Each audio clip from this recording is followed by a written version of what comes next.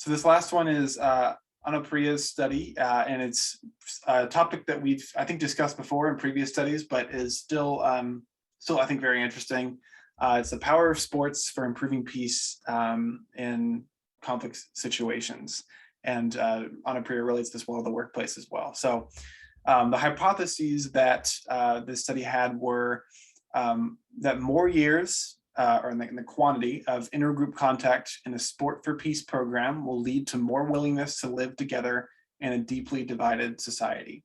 And just for context, this study was taken place in the context of Peace Players Cyprus, which is a Sport for Peace organization that targets Greek Cypriot and Turkish Cypriot youth in Cyprus, which is a kind of long-standing intergroup conflict. So that's the first hypothesis, emphasizes quantity. Second hypothesis emphasizes quality, looking at the better quality of intergroup contact in a Sport for Peace program will lead to more willingness to live together in a deeply divided society. The methods of this study were they used the game of basketball to bring together youth from this Greek Cypriot and Turkish Cypriot communities on the island. And a mixed method design was used, drawing on unique survey data for logistic regression and the analysis of semi-structured interviews. And so a quantitative analysis of survey data investigated the causal relationship between the independent variable quantity of contact and then willingness to live together, kind of what we're talking about in the hypothesis, and quality of contact and willingness to live together. And then what they also demonstrated is that the qualitative analysis supports the quantitative analysis with information gathered from a set of semi-structured interviews with the camp staff, coaches, and alumni. And the results of this were that the results give little support for hypothesis one, saying that quantity of intergroup contact leads to more willingness to live together, but support hypothesis two, the quality of contact for a Sport for Peace program is a predictor of the willingness to live together, and this relationship is driven by the extent to which the intergroup contact is considered pleasant by participants.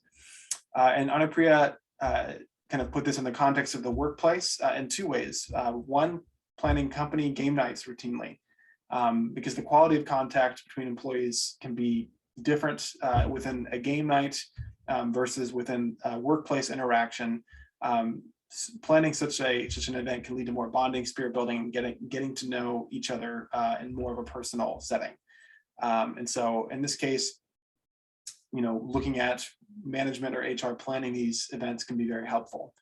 And then she also mentioned the importance of inculcating a culture of fitness, health, and play, kind of looking at this idea that physical exercise can help put people in better moods by releasing endorphins and keeping people energetic, but can also be used in this sort of intergroup gaming context where you're able to get to know one another in a healthy, positive, good way. So another study on how sports can help bring people together on the quality of context, not necessarily the quantity.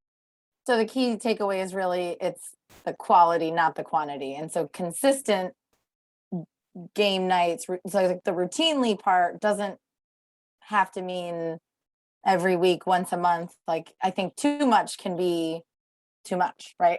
Right. Like there's a happy medium and balance that's needed in things like this, because it can seem less, you can get less out of it if it's happening all the time. And there's not the quality there, I guess. Yeah. I think we did a study a few weeks ago that had to do with games in the workplace, and but it was the same concept as this first takeaway, which was just removing yourself from the work environment and putting yourself in a different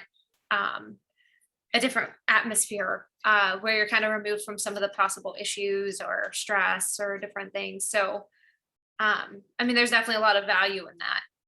Yeah, absolutely. But I think that's a good point. Yeah, if you overdo it, it might not be that effective, or maybe you're going to start bringing stuff to the table there. So it can feel more of a nuisance than an opportunity to some. Yeah, which is what the study kind of focuses on too. I think they're routinely probably, yeah, taken with a grain of salt, but that's exactly what the study is about. It's the quality, not the quantity. So if you have one, once a month or something, game night that's really focused on bringing people together, and can engage in positive intergroup contact, and that's gonna make a more, I'm guessing, a more civilized and enjoyable work environment. Mhm. Yeah, and absolutely, Natalie, I'm what you said, I'm recalling like it was in the last couple of weeks, we talked a lot about that, and it was about like building the humanity within, out, because if there's conflict in the workplace, it's hard, or even in this case, it's kind of more of a deeply rooted, almost intractable conflict, right? With identity, and having that, removing from the whatever the problem is, removing them from that, it just in terms of space, proximity to, things that trigger a memory of what the conflict is helpful. And I'm seeing this play out in many different examples, right? Work and social macro level stuff. Yeah, and I think there was a piece to it about seeing how people handle conflict, or just what their personality is, to see how to address conflict when you actually go back and talk through things. And so I thought that was another interesting facet of that I wouldn't have initially kind of thought of, I suppose. But well, yeah, when you're in these different cases, you can see the way people operate, but in a different way, which can help you whenever you are trying to go back and say, okay, maybe they're really hands-on, or maybe they're somewhat avoidant, or whatever the case is. It can help you in developing an approach that maybe you would not get insight to otherwise. So I think that was an interesting piece of that.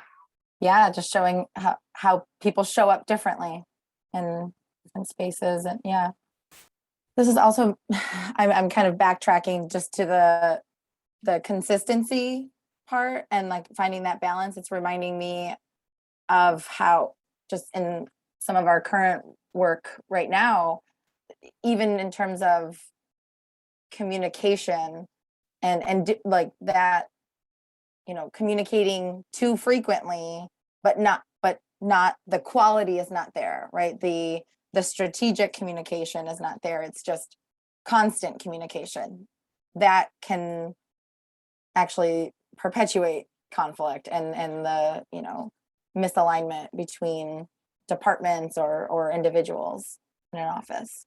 That's a really good placing that in the context. Like, that's a really good example of kind of what this is about. I think that fits perfectly. Quality of communication, not quantity.